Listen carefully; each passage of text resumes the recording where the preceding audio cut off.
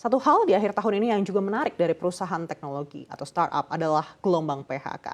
Di fintech sebesar apa kita harus waspada di 2023 nanti? Terima kasih Mbak Anake. Mungkin satu catatan kami bahwa reorganisasi kami Link aja juga harus menelan keputusan pahit di mana di beberapa bulan kemarin kami melakukan reorganisasi yang juga mungkin sudah diketahui oleh pasar. Sebenarnya seperti saya sampaikan tadi, sebenarnya untuk company digital seperti kami, apa yang disebutkan tadi, rasionalisasi atau reorganisasi itu hanyalah satu langkah. Tapi pada intinya dari startup ini ingin mencapai bisnis fundamental yang lebih kuat. Ini bisnis fundamental yang lebih kuat ini adalah untuk pada akhirnya akan melakukan cost yang lebih efisien dan juga mendapatkan bisnis growth yang lebih sustainable dan healthy. Jadi sebenarnya langkah dari organisasi itu hanya satu langkah, tapi di antara tiga cost yang saya sebutkan tadi, yang pertama ada marketing dan people, itu adalah langkah-langkah yang dilakukan oleh pemain digital seperti kami. Jadi yang di tingkat pasar itu mungkin disebutnya PHK, tapi itu hanya satu langkah dari berbagai langkah yang dilakukan untuk menjawab tantangan pasar di 2023 dan di 2022 ini, di mana ada tech winter, kemudian investor semakin selektif dalam melakukan investasi, di mana perusahaan juga dituntut untuk profit lebih cepat, memperbaiki profitabilitas mereka, dan ini adalah hal-hal yang harus dilakukan oleh company-company digital dan tidak hanya company digital yang lain, ini termasuk juga company-company seperti fintech dan Link aja termasuk salah satunya. Dan Link aja sendiri di awal tahun sudah melakukan shifting bisnis di mana kami lebih berfokus. Tadinya sejak tahun 2021 kami lebih membuild brand awareness. Jadi kita lebih fokus ke B2C market. Mungkin kalau dari konsumen mengetahui Link aja sebagai B2C e-wallet, tapi sebenarnya sejak tahun 2022 dengan membaca arah perkembangan pasar, kami shifting ke B2B2C.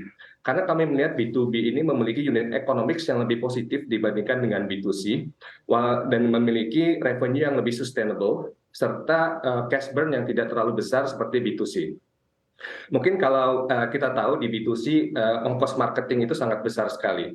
Apa yang akibat dari ongkos marketing atau biaya marketing yang sangat besar ini adalah user yang besar, kemudian transaksi besar, sehingga dibutuhkan people yang besar. Sehingga dari tiga komponen biaya utama yang kami sebutkan tadi, ada people, ada marketing, ada tech and operation, itu menjadi besar semua. Nah, ketika kita shifting ke B2B, kebutuhan untuk yang tadi saya sebutkan itu tidak sebesar itu. Kami gambarkan di Link aja sendiri sejak kami shifting ke new business model tadi, jadi sisi B2C-nya kami memfokuskan kepada user-user yang memiliki loyalitas, kemudian usernya sehat, dan memiliki retensi tinggi, dan kami mengakuisisi user-user ini melalui channel B2B2C kami. Ini juga salah satu langkah kami untuk menurunkan biaya marketing dan juga mencapai pertumbuhan bisnis yang lebih sustainable. Di sisi B2B-nya, seperti yang sudah kita ketahui juga bahwa Link aja ini dimiliki oleh 10 BUMN.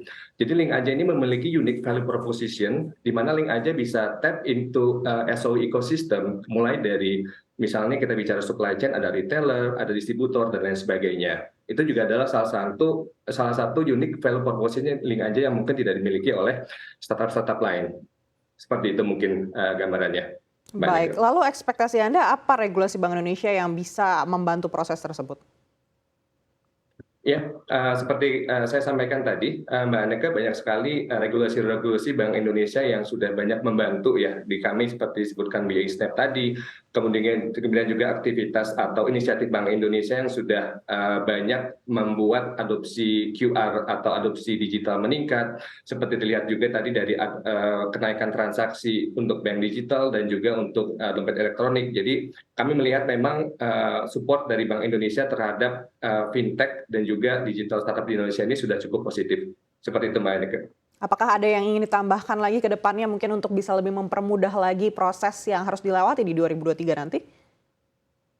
Ya, kami rasa memperkuat regulasi-regulasi yang sudah ada tadi Mbak Aneka mungkin itu sudah dapat mempercepat atau membantu dari startup seperti kami untuk tetap berkompetisi di pasar.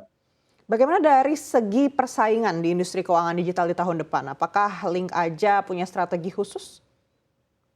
Ya, terima kasih Mbak Aneke, pertanyaan yang cukup bagus. Kalau kita lihat di pasar, memang kompetitor-kompetitor kami atau pemain-pemain lain itu masih berfokus kepada B2C. Dan ini memang tidak bisa disalahkan karena tiap-tiap perusahaan memiliki unique value proposition-nya masing-masing dan juga ekosistem yang harus mereka kembangkan.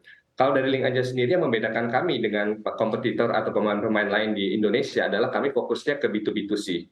Dan ini kami sudah bisa melihat bahwa memiliki trajektori bisnis yang cukup positif. Yang pertama, untuk rata-rata pendapatan bulanan, Link Aja mencatatkan pendapatan tertinggi di bulan Oktober kemarin, itu naik 60% dibandingkan dengan rata-rata pendapatan di tahun 2021. Di sisi lain, walaupun pendapatan kami bisa meningkatkan, kami juga bisa menurunkan cost sebesar lebih dari 60% di Oktober kemarin dibandingkan rata-rata di bulanan di tahun 2021. Walaupun yang harus kami accept itu adalah pengguna aktif bulanan menurun sekitar 50%. Tapi kami bisa meng-ensure bahwa ini adalah pengguna yang healthy dan sustainable.